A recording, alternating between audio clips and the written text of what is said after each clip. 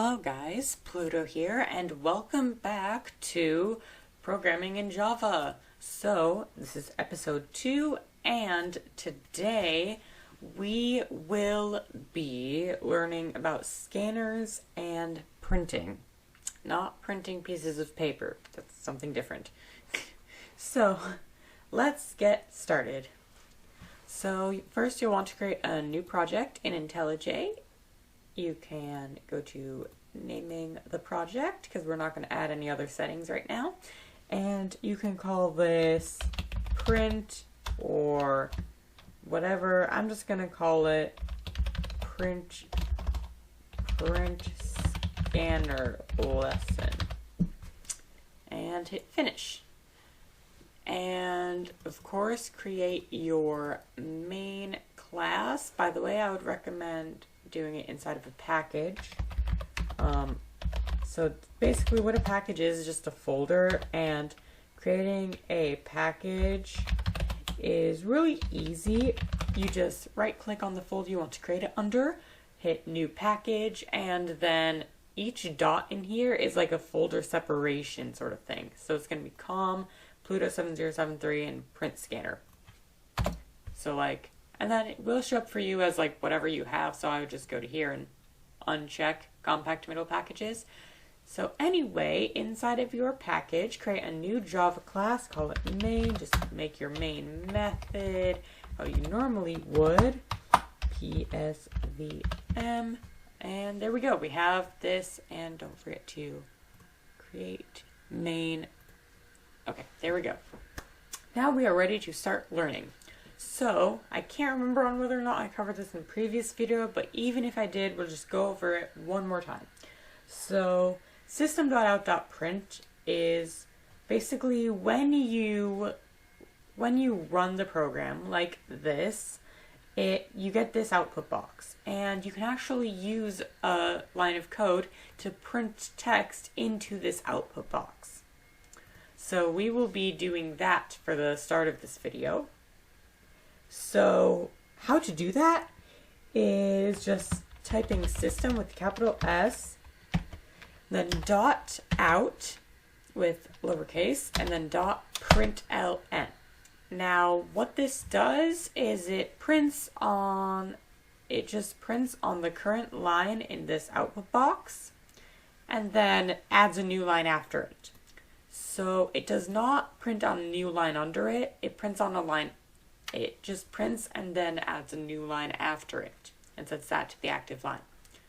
So like, there's also just system.out.print, and this just prints on the standard line that you're on, and you can just say hello. So if you run this, you get hello. And then, but there's a problem with just system.out.print. If you then go to, spelled that wrong, system.out.print, if you go to do that again and say hi, oh, wrong, whatever, then you get hello, hi. Oh, hold on. Then you will get hello, hi. And that is not, I'm guessing that's not what you want.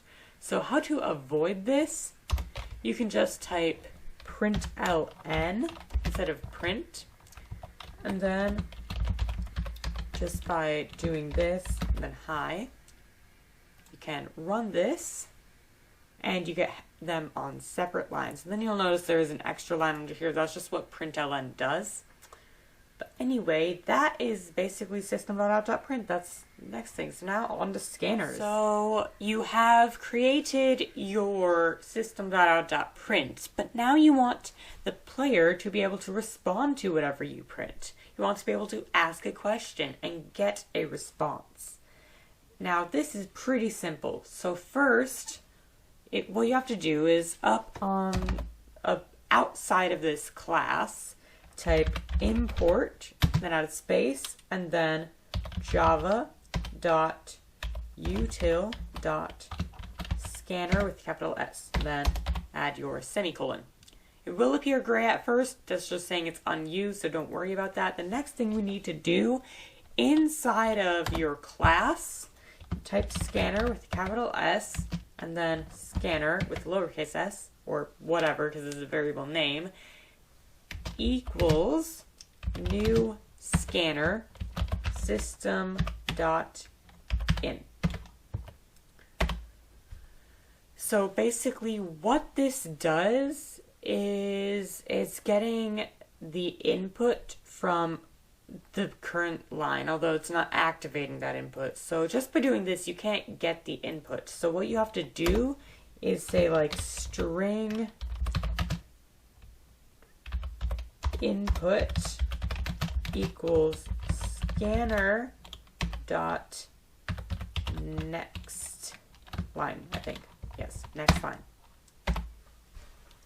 So now and then we're just gonna say, yeah, we're just gonna do that. So then run, and if you see, you will get this little option to input stuff, and it will appear green at first. So, but you can basically type out anything you want and then hit enter. So we're just gonna say expand the keyboard and then hit enter.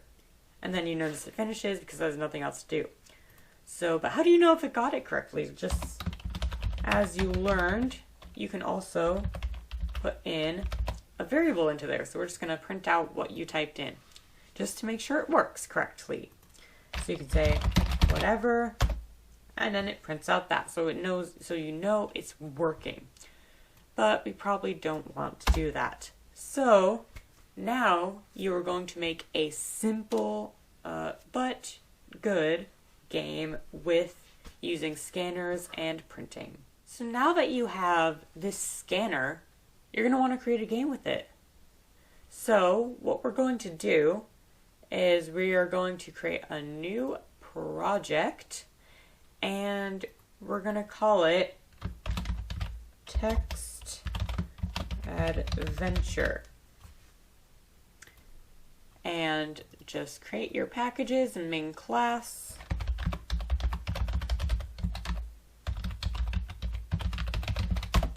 And main class.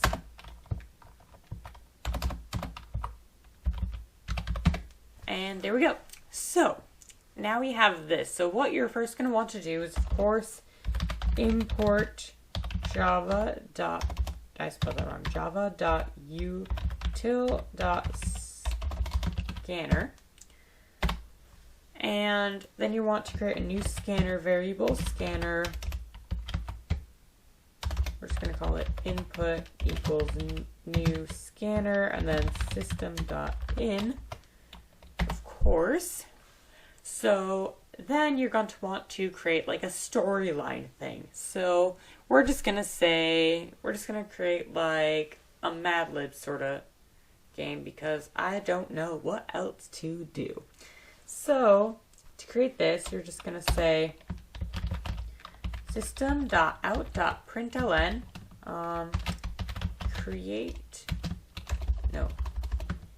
MadLibs, because why not? And so then you're going to want to have it wait some time, I am guessing. So this is a little tricky, not really, because there's just some errors involved you need to take care of. So first you're going to want to type try, and then in brackets. So basically this is just going to try something, going to catch the error and deal with it. So try, and then thread with a capital T, dot sleep, and then the number of milliseconds you want to sleep. So we're just going to say sleep for 1 second, aka 1000 milliseconds. Now you will notice an error right here and an error right here. That's because you need to add a catch to it. So just selecting either one of these errors, hit Alt Enter, and then hit Add Catch Clause. Basically what it's doing is just adding the exception that maybe this had an error while working inside of it, and now you need to deal with it. So then we're just going to say continue. Spelled that wrong. Actually, we don't need that. Never mind. Okay, so now we have this. So basically what is going to happen, then we're going to print out system.out.print and println, and I need a, let's say, noun, because again, why not? And then string word equal, then we're just going to leave it at that and define word. Say word equals input dot next line. Spelled that wrong. Don't worry about how I spelled that. Next line. Okay, so we have input dot next line. So, and I forgot to create. So then you can run this, and you may notice it waits a second before saying I need a noun. Then you can type in dog. So now you're just going to basically repeat this and get each word. So actually, this is going to be a good way to learn about arrays. Basically, an array is a list of variables. So an array could be like, you could have an array of strings like hello, hi, why, goodbye. I don't know, just any array of one type of variable. So how you do that is it's just like defining a normal variable, except in the variable type, add open and closing brackets before doing it. That was a weird sounding thing. Anyway, so you just add brackets and then you can define your variable like words, and then but then defining it is a little different. So you add an opening bracket, and you do have to have your semicolon at the end still because this is not a method or a class or a statement. And you can just, in here is where you define, so like that, but then you separate them with commas, so like, and this, and this, and this. So this is an array of strings. You actually may notice that main takes in an array of strings. These are the input arguments, and you can actually change these inside of program arguments. You just, inside of quotes, add like an argument like arg1 and then arg2, just inside of quotes. That's how you would do that, but we're not going to do that because we don't need that. So now you have this, so we're actually going to delete these and just add this. And so we're going to say we need 5 words. So 1, 2, 3, 4, 5. Now there is an easier way you can do this with a stack, but that does produce some errors that I will go over stacks in a later episode, but this one we're just going to focus on arrays and use those instead of stacks. So basically an array has a set amount of variables in it. You cannot add more or less, you can just set them to nothing. So like this, we're defining it has 5. I'm sure there's an easier way to do that, but for now we're just going to say it has 5 things. And then basically we are going to set words. How you access one of these variables is by typing the variable name and then opening and closing brackets, and inside of those the index of whatever of these. So like this is 0, 1, 2, 3, 4. Starts at 0 and goes to the number of them minus 1. So if we want to access this one, we would say words 3, and that returns a string. So, but that gives us an error because it doesn't know what we're using it for. So then say you want to access the first one, you'd say words, and then inside of brackets you'd say 0. That's how that works. So you can actually set them words. We're going to say words, the first word is going to be this word right here, aka whatever we input. So then we're going to system.out.println words. Print out the words, and it is going to give you a warning, but don't worry about that just grab that. Don't worry about that. Just okay. So now if you run this, you should get MadLibs. I need a noun. Cat. No. Chat. Some French there. Some noun. Some French. So it actually will do this, then all of these are blank, so it doesn't know what to do there. But, so it just prints out nothing. So you can actually print out an array. So now you want to go through each word and ask for it. So we're going to say try, and I'm just going to add some weight in between here. You don't have to do this. I just like to do this. So we're just going to, and then system.out.println, I need a verb. And then word equals input dot next line. And then words 1 equals word. And then you can just repeat this over and over until you get the amount you want. So we're just gonna cut till that because I don't want to show all that on camera. Okay, so now we have this thing that's just this repeating over and over, and we actually, in the next episode, we'll be learning of a way to make this a lot less. But we have a working program. It does not put the MadLibs together yet, but it does ask you for each word. So we're going to say dog. We're going to say ran.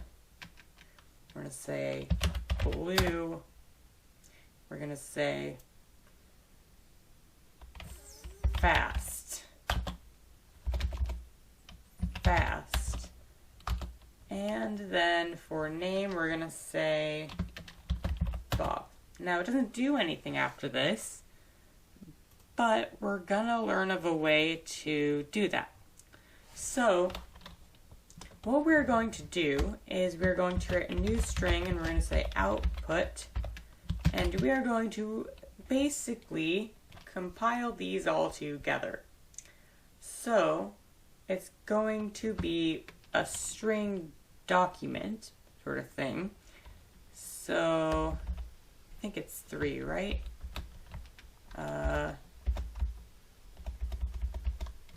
So like, no, that's not what it is. We're not going to do string document. What am I thinking? Okay, just going to do regular string. So we're going to say a space and then plus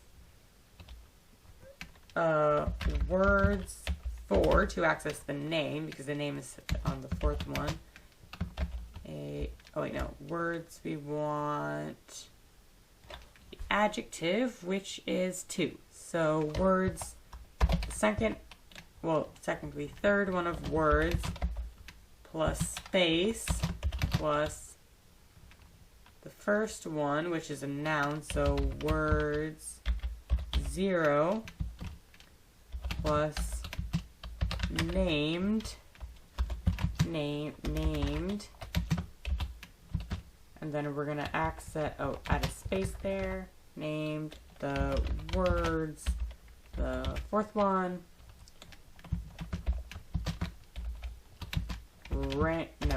space, plus the verb, which is the first one, well, second one technically, plus space, plus words 3, or the 4th one. And what this is pretty simple. It's just saying A and then adding a space and then whatever this is the adjective, and then this is the noun, this is the name, this is the verb, and then this is the adverb. And basically it's adding all of these together to create this string. And then we are just going to say system.out.println output. So, and you can run this and you can actually play your game. So we're going to say I need a noun, and this is going to be dog. And then we've got I need a verb, we're going to say ran. I need an adjective, we're going to say blue. I need an adverb, we're going to say fast. And then I need a name, we're going to say Bob. So then you get a blue dog named Bob ran fast. Or all of the things we printed out, we inputted into this. And it's actually that simple.